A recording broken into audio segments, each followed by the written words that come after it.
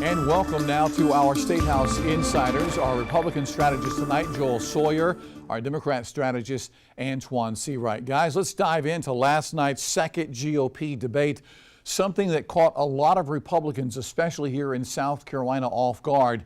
Former Governor Nikki Haley and Senator Tim Scott going at it on stage last night, basically attacking each other on who has the better experience to be president here. Scott saying Haley's time as governor was inadequate. Haley implying that Scott hasn't made much of a difference during his 12 years in the Senate. I mean, look, we're going to see more and more of this as we go on, not just between Haley and Scott, but between Haley and the rest of the field and Scott and the rest of the field. I think Haley in particular, after she had such a strong performance in the last debate, has a little bit of a target on her back now, right? I mean, people are going to be looking to make headlines and establish a narrative. And they do that by, taking whoever they perceive to be ahead of them down a peg and, hopefully move past them. This is exactly the dynamic I predicted all along, though, is that, you basically have like a circular firing squad of all these Republicans shooting at each other, and nobody really training their fire on Trump, aside from, one little reference from DeSantis and then Chris Christie, who's, just kind of off doing his own thing. Well, I think both of them are right, actually. Haley's time as governor, probably piss poor at best. Scott's time in the Senate, no one can register one thing he's took a stand for or one thing he's actually advocated for other than being anti whatever the Democrats want. Doesn't make sense. Has not owned anything, does not have the jazz or the pizzazz worthy enough, I think, to be president of anything, better yet, president of the United States.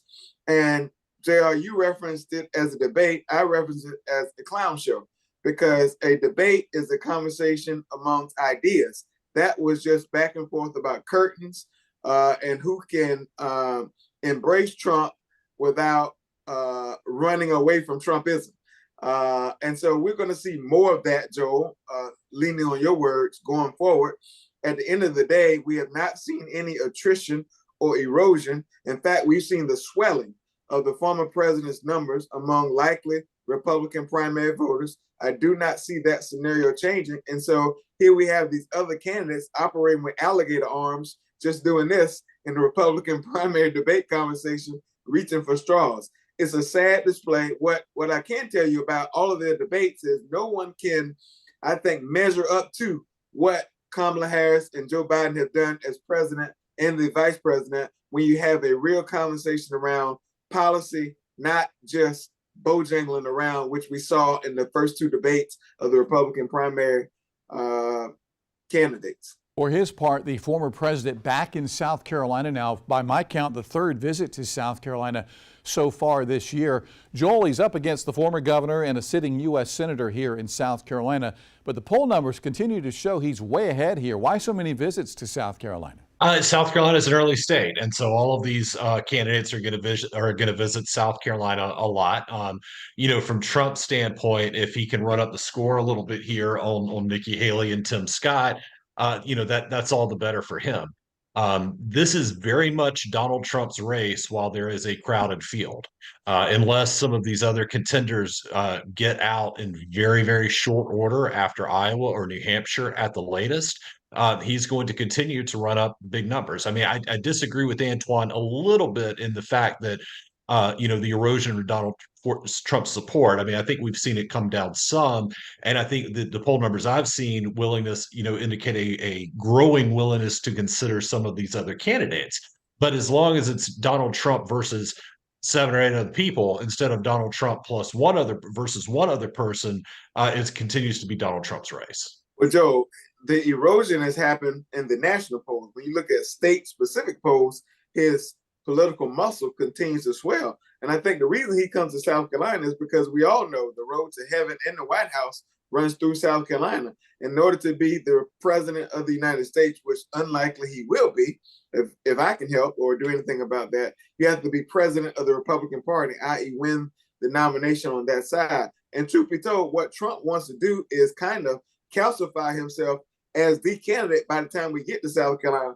Because if he does okay in Iowa, he does fairly handsomely in New Hampshire. But if he really puts makeup on the political face in South Carolina, the race is over.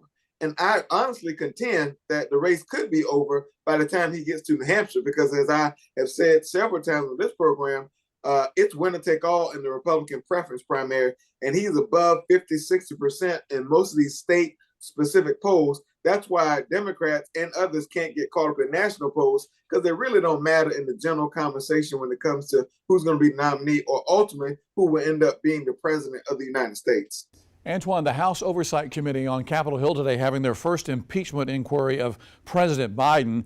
The 1st District Congresswoman Nancy Mace with some strong words against Democrats who say all of this is irrelevant and there's nothing to see here. Well, there is nothing to see. They're trying to impeach a man for being a father.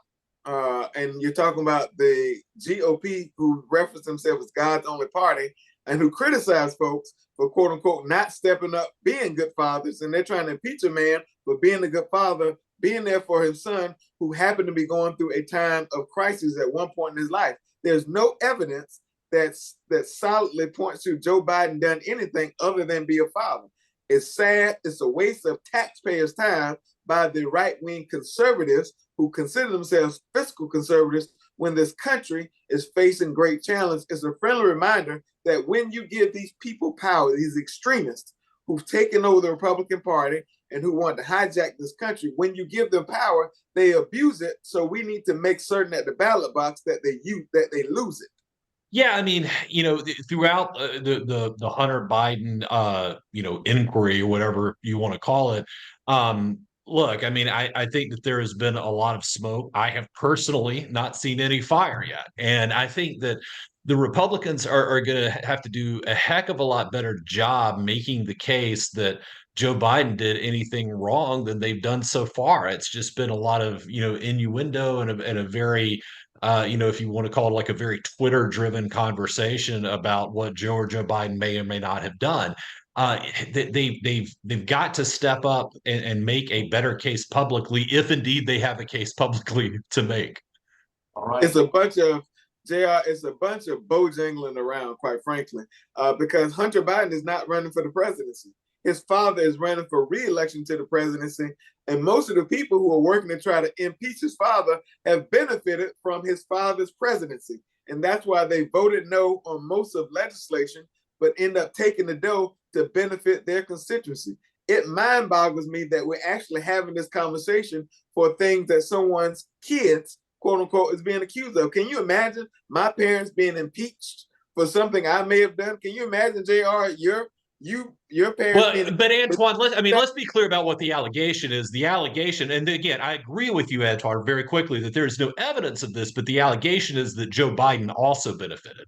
But they haven't presented any evidence of that. Like, if you want to, say, Hunter Biden was, going through a bad time and probably made some shady business dealings, like, got it. I mean, I'm sold. But, I'm not sold on the fact that Joe Biden benefited in any way from it.